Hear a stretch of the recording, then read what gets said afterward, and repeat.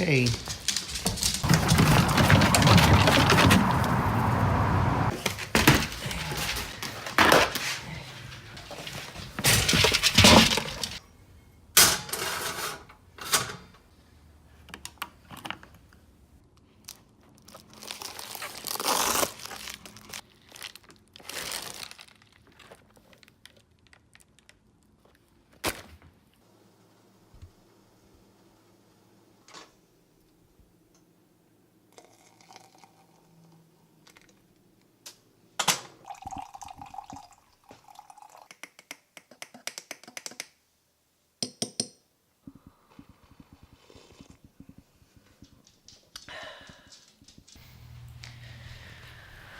Alright.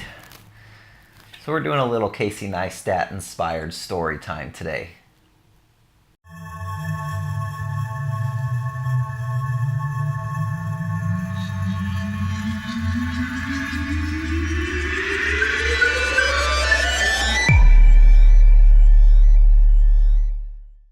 So there's something that's been bothering me for a while lately, and it's nothing new, but it's just gotten to the point where I feel like I have to talk about it. I'm going to tell you a little story today. This is just a story I made up to kind of illustrate my point, but it's called The Lion and the Poacher. So one day the lion is out hunting and he sees this poacher killing all the deer, all the antelope that the lion is getting ready to hunt. So the lion goes to the poacher. He says, "Excuse me, why are you killing all the deer? Isn't one enough to feed your family?" And the poacher says, "Well, I'm not killing them to feed my family. I'm doing it for fun. I'm doing it for sport. We put their heads on the walls and display them proudly." And the lion says, "Well, sir, you're taking all of our food.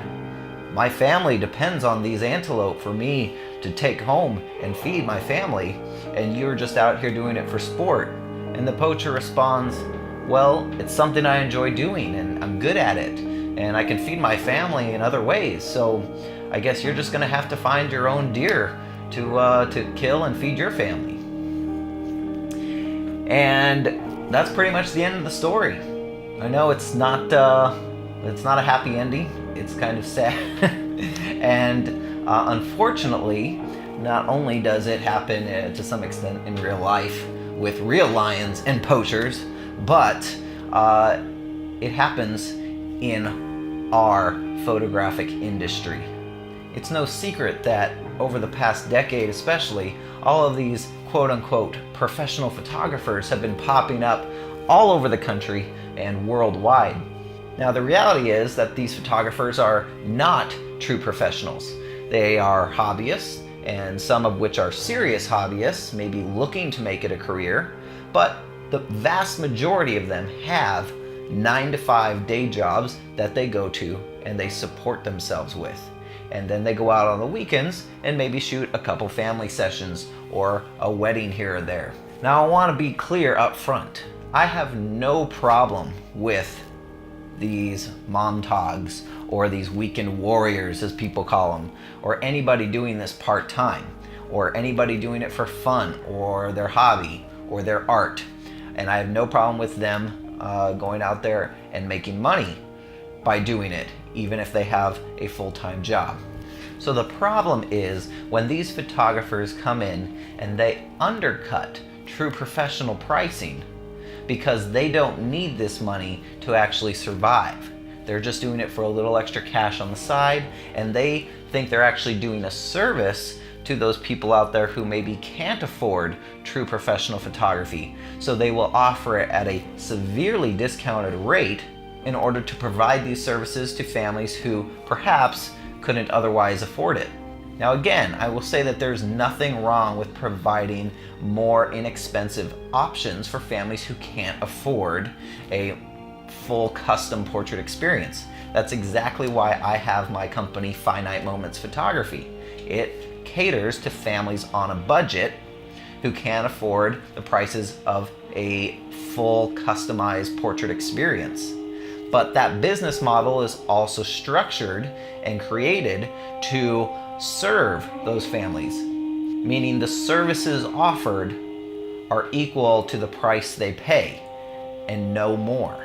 So when photographers come in and start offering, let's say, wedding photography, and severely undercut a minimum price that wedding photography should cost in order to be sustainable, that is taking food off of the plates of the people who are trying to do this full time and the people who have been doing this full time for years. Because the fact is that at these prices, if that person's livelihood was reliant on this income, they would not survive.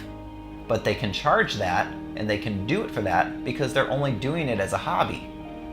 They're not relying on it to put food on their tables. So I have a challenge for all of you photographers out there, whether you're doing this full time, whether you're doing it part time, or just picking up a few jobs here and there for a little extra income. I dare you to charge for your services as if your life depended on it.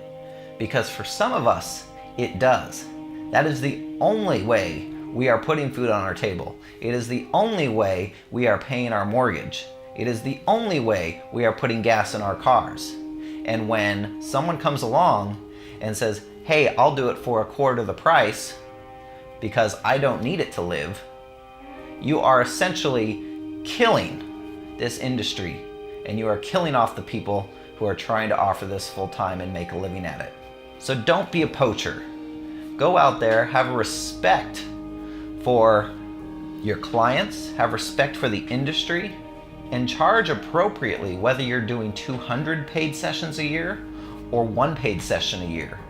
Whatever it would take to make that job profitable enough for you to live on is what you need to be charging when you agree to take on that job.